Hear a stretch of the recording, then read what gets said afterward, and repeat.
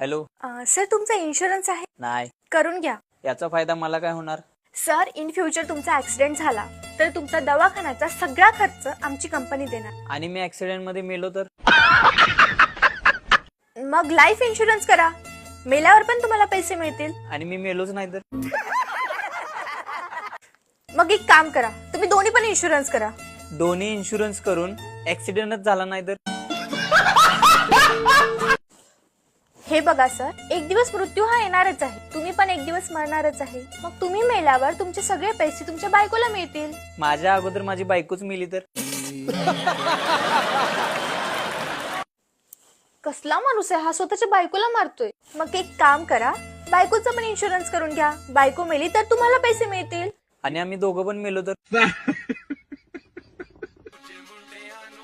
तर थोडा विचार करा, तुम्ही मेल्यावर तुमच्या बायकोला कोण सांभाळणार?